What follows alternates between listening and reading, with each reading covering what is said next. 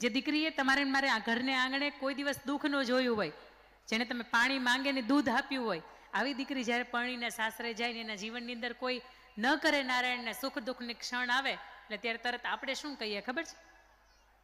મને ખાલી miss call કરજે ને હું આવી જઈશ. ત્યારે સુનયના માતાએ અને જનક રાજાએ સીતાજીના માથા ઉપર હાથ રાખીને એટલું જ કીધું હતું, બેટા પતિના પગલે ચાલજે, પતિ સુખમાં ચાલે તો તારા જીવનની અંદર સુખ, અને પતિના જીવનની અંદર દુઃખ આવે ને તો તારા જીવનની અંદર દુઃખ.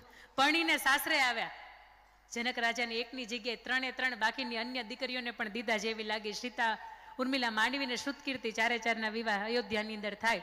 અને કૈકેયીના 2 વચન કે જેમાંથી એક ભરતને ગાદી અને એક રામને વનવાસ. અને એની અંદર સીતાજીએ એવું કીધું કે પ્રભુ આપની સાથે મારે પણ આવવું છે. દેવી સમજો, આ થોડા દિવસનો પ્રવાસ નથી, આમાં કેટલી બધી દુવિધાઓ આવે. તમે જે જનક મહેલની અંદર રહ્યા છો એનું એક પણ સુખ તમને અહીંયા જોવા ન મળે. આ તો કઠિન અવસ્થા કહેવાય. તમારે અહીંયા ન હોવાય, ત્યાં બ્રહ્મચર્યનું પાલન કરવું પડે. તમે વિચારો, તમારાથી આ પીડાઓ સહન ન થાય. મારા પતિ જાય છે, તમે તો છો ને, ભલે દુનિયાનું કોઈ સુખ ન હોય પણ તમે સાથે છો ને, મારે તમારી સાથે આવવું છે. કઈ વાંધો નહીં દેવી, આવો. અને રામાયણની અંદર ઉલ્લેખ છે કે જે હજી તો રથ એનો વનની અંદર નથી પહોંચ્યો અને હજી તો કેટલી વાર છે, ત્યાં સીતાજી થાકી ગયા છે ને એવું કહે છે, પ્રભુ હવે વન આવી ગયું, હજી તો 14 વર્ષ ત્યાં કાઢવાના છે. તેમ છતાં એ પ્રભુના સાથે એ સુખમાં સુખી, દુઃખમાં દુઃખી રહે, બ્રહ્મચર્યનું પાલન કરે. ક્યારેક ફળ ફ્રૂટ મળે તો ખાય, ન ખાય, પાણી ક્યારેક આસપાસમાં ન મળે તો આખો દિવસ એને ભૂખ્યું રહેવું પડતું, આખો દિવસ તરસ્યું રહેવું પડતી. આવી અવસ્થા છતાં પણ એણે એક પણ વખત જનક રાજાને પણ ફરિયાદ નથી કરી, અહીંયા દશરથ રાજાને પણ ક્યારેય ફરિયાદ નથી કરી, કે એણે પ્રભુ શ્રી રામને પણ ફરિયાદ નથી કરી કે તમારા કારણે હું બધું દુઃખ ભોગવું છું. એને અશોક વાટિકાની અંદર રાવણ લઈ ગયો, 365 દિવસ રાવણને ત્યાં લંકામાં રહે.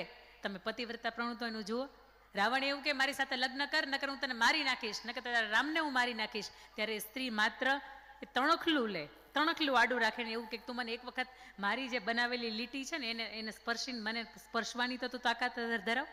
મારી પતિવ્રતા પણ એટલું છે, કારણ કે જીવનની અંદર મેં પ્રભુ શ્રી રામ સિવાય કોઈને મનની અંદર કે દિમાગની અંદર ક્યારે મેં વિચાર નથી કર્યો. અને આવા અવસ્થાની અંદર પ્રભુ શ્રી રામ વિભીષણની સાથે રહીને ધર્મ અને અધર્મનું યુદ્ધ કરે, રાવણને મારે અને ફરીથી સીતાજીને લઈને આવે ને પછી રેવાય નહીં તો હજી ધોબી આડો આવે.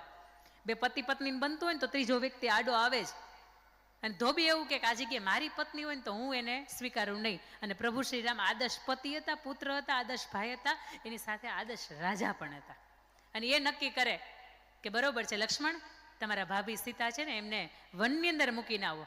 ગર્ભાવસ્થા, ટ્વિન્સ પ્રેગ્નન્સી, એને 5 માસી પંચમાસી મારે આવે આવો નહીં વિચાર આવતો હોય. તમારા હારા ખાલી ગામના સરપંચ હોય ને તોય તમને એમ થાય કે હા આપણા ઘરે શ્રીમદનો પ્રસંગ કેવો જોર જોરથી ઉજવા હે. લગ્ન આપણા ધામધૂમથી ગયા, શ્રીમદ તો એનથી ધામધૂમથી જાય.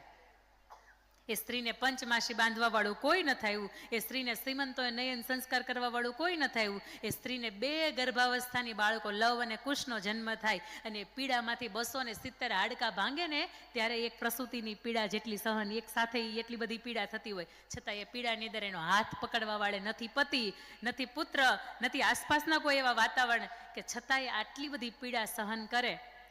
એના પુત્રોને એટલા બધા સક્ષમ બનાવે, લક્ષ્મણને હરાવે અને છેલ્લે રામના દરબારની અંદર આવીને આખી રામાયણ સરસ મજાની ગાય. હમ કથા સુનાતે હે રામ સકલ ગુણ ધામ કી, હે રામાયણ હે પુણ્યભૂમિ શ્રી રામ કી. ખૂબ સરસ મજાની કથાની આખી પ્રસ્તુતિ પૂરી થાય એટલે પ્રભુ શ્રી રામ ઊભા થઈ જાય ને એવું કે તમે દિવ્ય સંતાનોની તમારી અંદર દ્રષ્ટિ થાય છે, આપ કોના સંતાનો છો? અને ત્યારે લવ ને કુશ એની વાતને જવાબ આપતા આગળ વધારે કે અમે પ્રભુ શ્રી રામ અને માતા સીતાના સંતાનો છીએ. અને ત્યારે પ્રભુ શ્રી રામને એવું થઈ જાય કે સીતાજીને ન દેવાના દુઃખ હતા ને મેં ઘણા બધા દઈ દીધા. તમારા માતૃશ્રી પણ સાથે આવ્યા છે?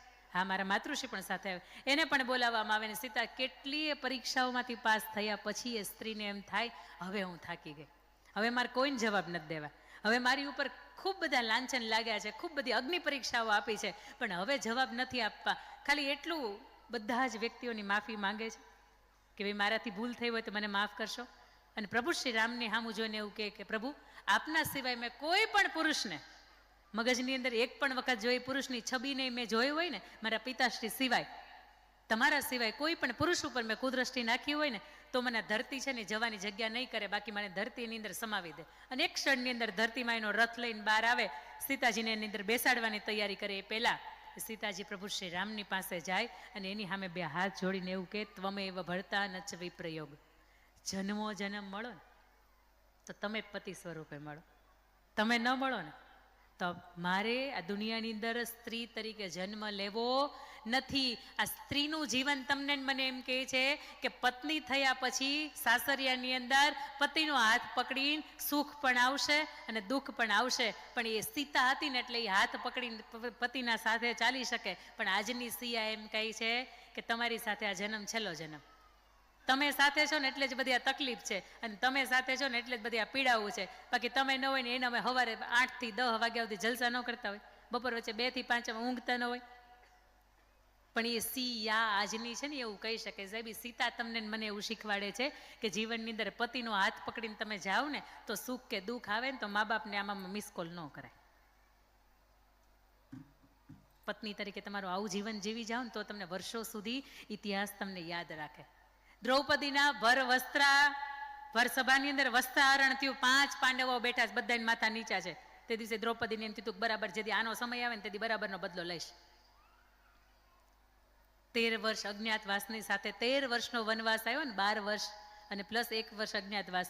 13 વર્ષના અજ્ઞાતવાસની અંદર એ કહી શકતા હતા કે મારે તમારે યાર નથી આવું, જાઓ બધાય મોજ કરો ને, જાઓ જંગલમાં જાઓ, મળે એ ખાઓ અને હું આ રાજમહેલની અંદર મોજ કરું, હું મારા પપ્પાને ત્યાં ન વહી જાઉં. પણ છતાંય દ્રૌપદી એવું કીધું છે કે મારા પતિની સાથે હું પણ જાઉં. આવી આસપાસની તમને જેટલી તમે સ્ત્રીઓને પાત્રને જોવો ને તો તમને પતિ એવું કે અધર્મી રાવણ, છતાંય મંદોદરીએ ક્યારેય એનો માર્ગ નથી ભૂલી, ક્યારેય નથી ભૂલી. અને તમે ગમે એવા દુનિયાની અંદર પાપ કર્યા હોય તેથી ધર્મ આપણો એવું કહે છે, શાસ્ત્રો આપણા એવું કહે છે, એક શ્લોકનું તમે સવારે ને સાંજે પાઠ કરો ને તો તમારા એ જેટલા પણ પાપ છે ને એ નષ્ટ થઈ જાય. અહલ્યા દ્રૌપદી સીતા તારા મંદોદરી તથા પંચકન્યા સ્મરે નિત્યમ મહાપાતક નાશન.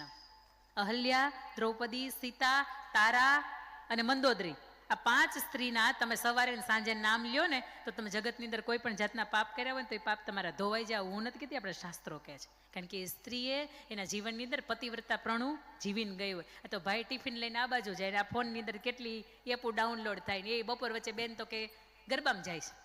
બેન જાઓ, કાંઈ વાંધો નહીં, તમે વજન ઉતારો, આજના સમયની જરૂરિયાત છે, તમે હારા લાગવા જોઈએ. પણ એટલે 2 ફદિયાનું આમ એક્શનનું કરતો હોય, 5 વર્ષનું 7 વર્ષનું બાળક હોય, સવારથી સાંજ સુધી ઓલો બિચારો કમાવા ગયો હોય, કેવડું મોટું માથું હોય એનું, કેવડું મોટું સમાજની અંદર નામ હોય, અને 2 ફદિયાને ગરબાવાળાની યાર તમને એમ થાય વયું જવું. પત્ની તરીકે થોડુંક આવી વિચારવાની જરૂર છે. આપણા સમાજની અંદર આ કિસ્સાઓ બને છે. મને એમ થાય દુનિયા અંદર ગમે એ દુઃખ હોય, સંતાન નાનું થાય ને પછી દુઃખ બધું એક બાજુ અને સંતાનનો ઉછેર એક બાજુ. કારણ કે એ સંતાને કોઈ જાતની ભૂલ નથી કરી, તમારે કુખે જન્મ લીધો છે. ખાસ કરીને પત્ની તરીકે તમે આવા ઉણા ઉતરો ને તો તમને સમાજ એક ગર્વભેર યાદ કરે. અને એના પછીનું ચોથું પાત્ર કે જેની સામે નમવાનું મન થાય આ વિશ્વના દરેક પુરુષને, એ પાત્રનું નામ એટલે માં. તમે બાપ બોલો ને, બાપ મોઢું બંધ થઈ જાય. કારણ કે બાપ એવો વ્યક્તિ છે કે એની સામે કાંઈ તમે માંગણી ન કરી શકો, એની સામે કાંઈ ન બોલાય. પણ માં બોલો ને તો મોઢું ખુલી જાય. બોલો બાપ, સિવાય ગયું, હારા ને ભલભલાની સિવાય જાય.